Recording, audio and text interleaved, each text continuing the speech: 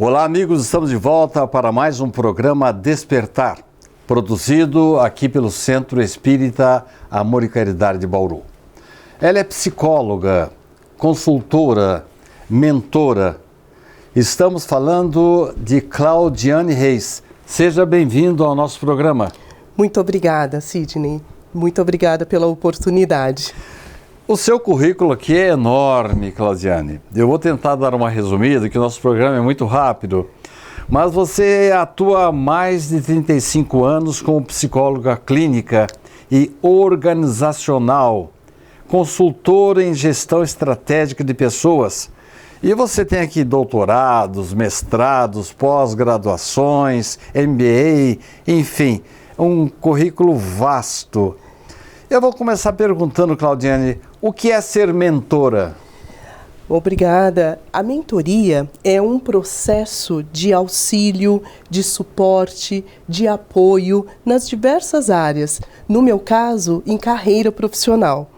Mediado também por um método que implica em entender, conhecer, promover processos de autoconhecimento para que aquela pessoa possa revisitar a sua história de vida, identificar-se, conhecer-se em suas características, em seus talentos, em suas potencialidades e com base nesse agregado da história de vida, dos seus processos de autoconhecimento, definir ou redefinir os seus objetivos de carreira. A partir daí, vamos juntos, em conjunto, identificar lugares, atividades, os melhores processos para que ela possa atuar e fazer um plano de ação, porque sem o plano de ação você não consegue fazer essa mudança. Desculpe a ignorância sobre o assunto, mas você trabalha com as pessoas particularmente na sua psicologia clínica, no seu consultório, ou normalmente através de grupos, empresas? Nas duas situações. Quando eu sou chamada a fazer os processos de consultoria dentro das organizações, em geral é para fazer como você anunciou, a gestão estratégica de pessoas. Então, nesse momento, as empresas me convidam ou para trabalhar a questão da cultura organizacional, né? Ou para trabalhar a questão do desenvolvimento das lideranças, ou o próprio processo de gestão da carreira, né? E também agora, atualmente, mais fortemente, as questões ligadas à saúde mental, a NR1, que chegou para modificar todo esse conceito. Traduza para mim o que é esse número que você falou aí. NR1? Isso. São as normas regulamentadoras, que agora elas passam a constituir uma alerta, um pedido de olhar para a análise dos fatores psicossociais. Em resumo, o empregador detecta algum problema, alguma dificuldade de diálogo ou algum empecilho, algum obstáculo para que os seus subordinados se entendam melhor e subam na carreira. É mais ou menos isso? Então, também. As normas regulamentadoras, que até então olhavam para os riscos físicos, químicos e biológicos, agora vem dar um destaque para os riscos psicossociais, ligados às questões da saúde mental, que se não observados, carga horária, as relações, as questões do assédio moral e sexual que podem acontecer, né? E uma série de outros fatores que, se não observados, vão desencadear problemas de ordem ligadas à saúde mental. De 2023 para 2024, nós tivemos um aumento muito elevado, nós tivemos um aumento grande nos casos de saúde mental, pessoas afastadas. Então, tudo isso e mais outros quesitos levaram para a necessidade de se observar como que o ambiente daquela organização se portava. Mas nós tivemos isso a vida inteira. Sim. Eu acompanho empresas aí. Sim. E mesmo em meados do século XX, isso existia muito. Sim. Mas por que a partir de agora está havendo uma atenção maior em relação a esse assunto? justamente pelo número elevado de casos de pessoas afastadas das suas atividades profissionais em detrimento de depressão, síndrome de pânico, burnout. Aliás, o burnout, depois de 2022 para cá, ele passa a ser considerado uma doença ligada ao trabalho. O que é burnout? Burnout é uma exaustão. Burn, pegar fogo. Out é quando o fogo já saiu, já não se toma mais conta disso. É um desgaste, é um enfraquecimento do próprio processo de autoestima daquela pessoa, que ela entra em estado de exaustão, né? E essa exaustão, caracterizada pela despersonalização, caracterizada pela autoestima rebaixada e que vem, inclusive, de situações nos ambientes de trabalho, principalmente nas relações entre líderes e liderados. Eu lembro que no passado, nos Estados Unidos, havia muita preocupação das empresas até com a vida particular do funcionário, se ele tinha algum problema pessoal com a esposa. Sim. Isso faz parte do seu trabalho? Claro, porque o indivíduo, como a própria palavra diz, indivíduo, o que não pode ser dividido. O indivíduo é único. A vida pessoal e profissional, elas se somam.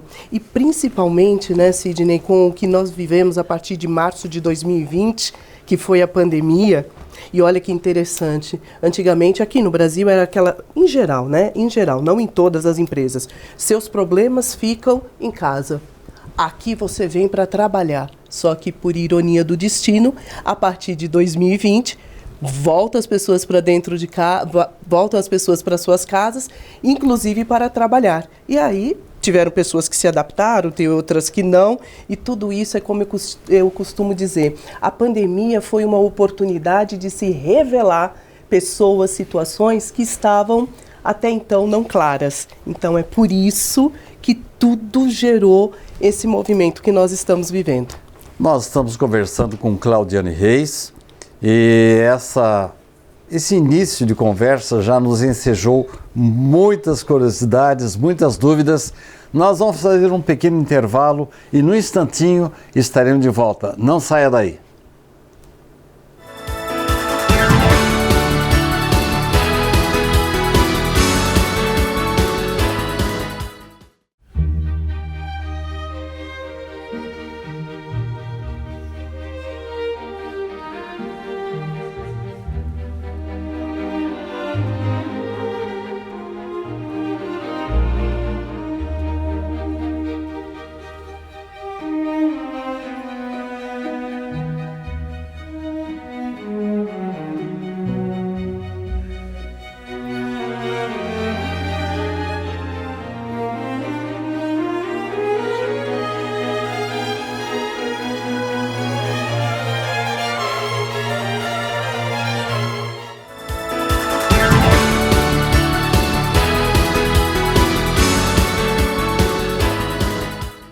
Estamos de volta para o segundo bloco do programa Despertar de hoje, contando com a presença maravilhosa de Claudiane Reis. Ela é psicóloga clínica organizacional, consultora, mentora. E estamos aqui explorando a psicóloga clínica e também empresarial. E a minha pergunta agora é a seguinte: a pandemia teve muita influência, ela melhorou ou agravou as relações entre empresários e colaboradores? Uau, perfeito, depende, né? Eu costumo dizer que todos nós somos regidos por uma frase que muito faz sentido nos meus trabalhos, Sidney, que é assim: crenças e valores determinam comportamentos e atitudes. Então, se esta empresa, este ambiente ou estas pessoas que dirigem estes ambientes possuem crenças e valores voltados à valorização do ser humano, voltados à valorização das relações saudáveis e humanizadas, isso continuou, né? Isso permaneceu. É muito comum você encontrar isso em empresas que são certificadas pelo Great Place to Work, o GPTW, que é uma certificação que olha para essas organizações. E não por acaso, agora, a partir de 2024, nós temos também uma lei que observa e passa a identificar as organizações saudáveis mentalmente. Isso vai muito ao encontro dos conceitos da psicologia positiva. E a psicologia positiva, com base nas premissas da Organização Mundial da Saúde, prega a importância das organizações saudáveis. Né? Na verdade, os consumidores, de uns tempos para cá, eles dão preferência para produtos de empresas que têm uma participação social, que têm algum envolvimento com a caridade, com pessoas em situação de vulnerabilidade. Mas eu imagino também que a saúde mental dos funcionários começa, assim, vamos dizer, ser um fator positivo para que a empresa viabilize melhor seus negócios. Estou enganado? Não. Você está certíssimo, porque uma organização, ela não é composta só dos recursos financeiros, materiais, tecnológicos, mas principalmente dos recursos humanos, que hoje, aliás, não são entendidos como recursos humanos, no sentido de um recurso, mas mais do que isso, o capital humano, o capital psicológico. Nós temos um país, inclusive, nós fizemos uma entrevista aqui com uma pessoa que entende muito do assunto, em que o lucro passa a ser, vamos dizer assim, um objetivo quase que secundário. A importância é o consumidor e o colaborador. Faz todo sentido. É a concepção da sustentabilidade. Por isso que um dos meus dos 4 cursos que eu tenho e que foram formatados em torno das lideranças, um deles é o líder positivo e sustentável. Positivo porque se remete à psicologia positiva. Sustentável porque tem esta concepção, né, de se pensar de uma forma mais ampla em todo o processo, em toda a cadeia, em todos os stakeholders. E essa psicologia positiva, ela embasa, dentre tantos fatores, a liderança positiva. E essa sim é responsável, junto com a cultura organizacional, por promover este ambiente e, com certeza, essas concepções. Falando em termos assim bem grosseiros, se desculpe a rudeza das minhas palavras, mas quando você trata melhor o seu funcionário, se interessa pela sua vida particular, pela sua família, pela sua saúde mental, o empresário ganha mais? Total, total. Porque o capital humano, composto pelo capital know-how, pelo capital cliente, pelo capital voltado àquilo que você tem das pessoas, acelera o processo financeiro.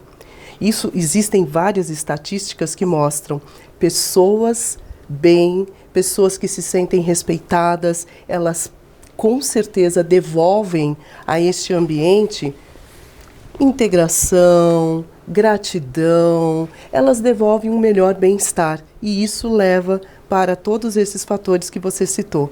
Uma questão de inteligência e humanidade. Foi feita uma experiência nos Estados Unidos em que separaram alguns funcionários e deram a eles melhor alimentação, ar-condicionado, atenção, um local determinado, um destaque. E esse investimento trouxe assim para o empresário a ideia de que se concentrassem a sua atenção em vários funcionários, a produtividade iria aumentar. Certo. Aí eles começaram a retirar as vantagens. Certo. Tiraram a alimentação melhor, tiraram o horário especial, tiraram o local especial, e foram retirando. Retiraram quase que tudo. Mas a produtividade continuou maior que as dos demais. Por quê? Porque aquele grupo se sentiu valorizado, independentemente do lanche melhor, da iluminação, do local, do ar-condicionado. Como eles se destacaram perante todo o universo, Isso faz sentido para o seu trabalho? Claro que faz. Existe uma ferramenta chamada motivograma. O motivograma, ele vai medir as necessidades das pessoas. E dentre as necessidades das pessoas, que vão para além das questões básicas que você descreveu, existe uma questão que é o pertencimento, a valorização, a comunicação, as trocas. Eu não conheço esse estudo profundamente, mas é muito provável que tudo isso foi conversado, dialogado. Então, ambientes saudáveis, ambientes humanizados, ambientes em que se olha para o indivíduo como único, até para poder perceber ao longo da sua carreira profissional o tipo de necessidade que ele agora passa a ter, que pode ser social, de estima, de reconhecimento, que o leva inclusive para descobrir outras fontes de renda que substitui essas necessidades que você descreveu, claro que pode promover tudo isso. O segredo é sempre o diálogo, é a conversa, é o que eu chamo de praticar gestão de pessoas. E o que é uma gestão de pessoas? É a conciliação dos interesses, dos objetivos e dos propósitos dos indivíduos e das organizações, por meio das políticas, das práticas e dos procedimentos de recursos humanos. Por isso que a estrutura de uma empresa se dá pela autogestão, pela cultura, porque cultura é a soma de comportamentos que, quando compartilhados com o suporte dos profissionais de RH, dão apoio aos líderes para que eles possam fazer uma melhor gestão. No próximo bloco, eu vou perguntar para a Claudiane, fazer algumas perguntas aí meio apimentadas para ela. Como, por exemplo, os empresários estão sendo, abre aspas, obrigados a trabalhar a saúde mental dos seus colaboradores? As redes sociais estão trazendo algum prejuízo ou benefício para os colaboradores? E vou perguntar, por último, para ela, se ela tem aferido melhores resultados, retornos do seu trabalho junto aos empresários que clamam pela sua presença. Não saia daí. No instantinho, estaremos de volta para o último bloco do programa Despertar de hoje.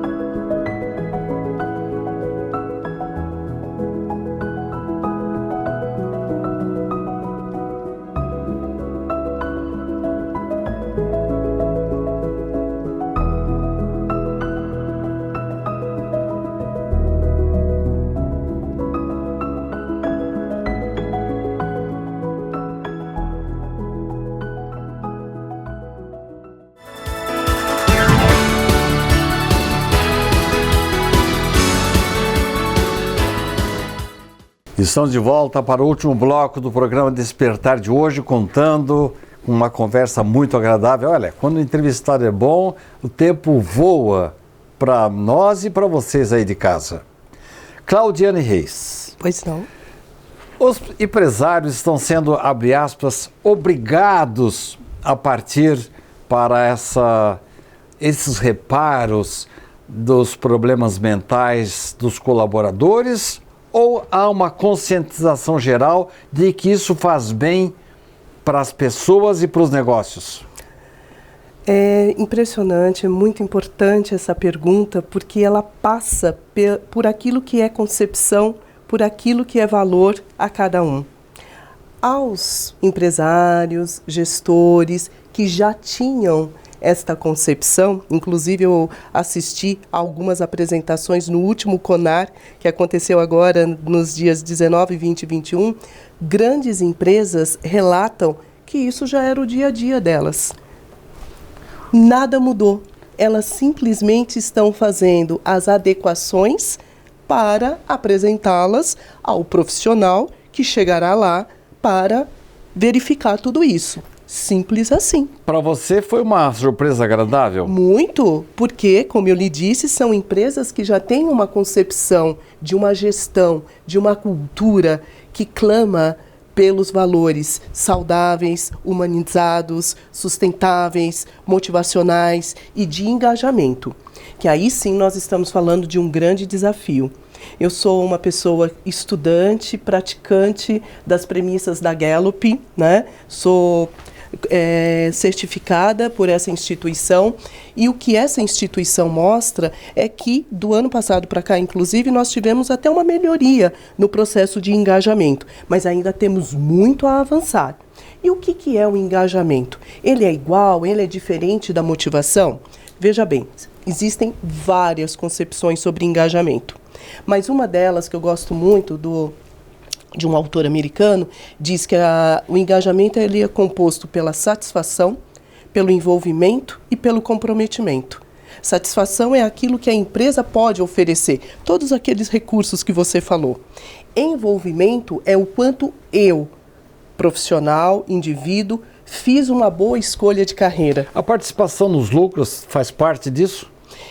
Pode ser que sim, pode ser que ela esteja atrelada. Porque é uma recompensa, né? É uma recompensa de uma categoria, vamos dizer, de remuneração. Mas existem outras concepções. Eu imagino que para alguns colaboradores o dinheiro é importante, mas a atenção, o reconhecimento é muito maior. E tudo vai depender, e inclusive nós precisamos estar atentos a essas gerações. Hoje existem 8 tipos de gerações. 8? 8, dos desconhecidos, a geração silenciosa, Baby Boomer, X, Y, Z, Alfa e Beta. Os betas estão nascendo agora, em 2025.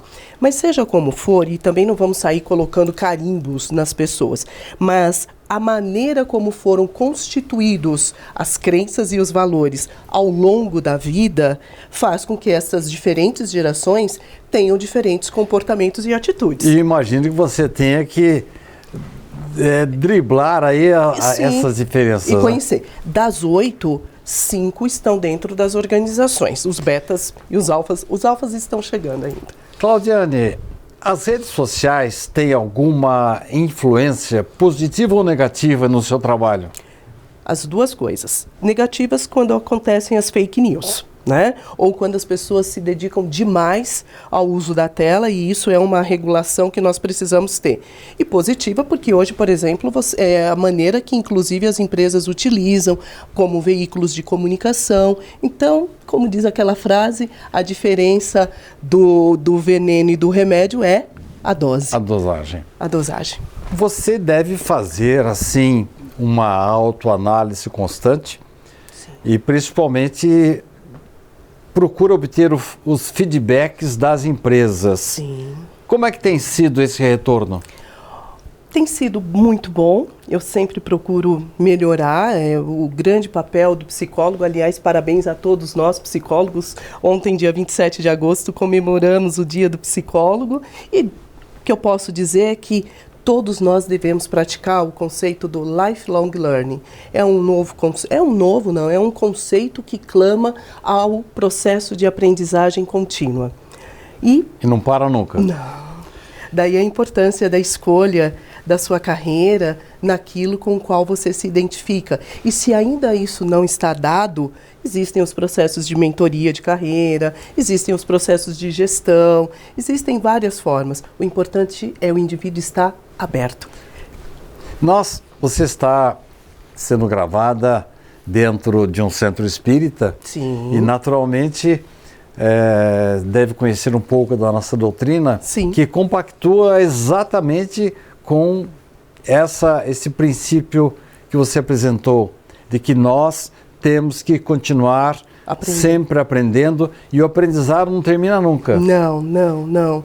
Inclusive, na concepção da psicologia positiva, nós temos ferramentas que avaliam essas características que nós chamamos os soft skills comportamentais, e temos também outras que avaliam as nossas questões de competência, técnica e desempenho profissional, como a Gallup, que fala dos pontos fortes. Ou melhor, conhecemos os talentos e os transformamos em pontos fortes. Maravilha! Olha, a nossa conversa iria longe. Infelizmente, a televisão tem, assim, uma limitação de horário. Nós chegamos ao final do nosso programa. Eu vou deixar você à vontade, olhando para aquela câmera, para complementar alguma coisa que eu não tenha perguntado e as suas despedidas.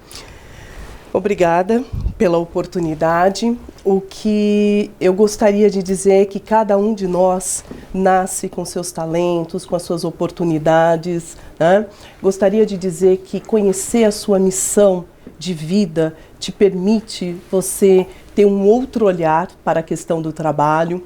Eu gosto muito de pensar na questão do desenvolvimento da carreira profissional, porque se algumas coisas não deram muito certo nas nossas vidas, em outros aspectos, relacionamentos, enfim, tantas outras coisas, trabalhar naquilo que você acredita, naquilo que é alinhado às suas crenças e valores, e ter essa concepção, como nós temos aqui, de devolver à vida o que da vida você recebeu, em bem, em prol dos outros, é uma grande oportunidade de melhoria e evolução. E que nós possamos lembrar sempre que nós somos instrumentos uns dos outros e que ninguém sabe tudo. O tempo todo nós estamos aprendendo. Alvin Toffler dizia já que a maior habilidade deste século seria a habilidade de aprender a aprender. Então, que todos nós, eu, você e todos, possamos assim seguir, aprendendo a aprender, em prol dos outros, né? Muito obrigado pela sua presença. Obrigada a você. E você, obrigado pela sua audiência. Na próxima semana, teremos um outro programa Despertar com o tema do seu interesse. Até lá. Até.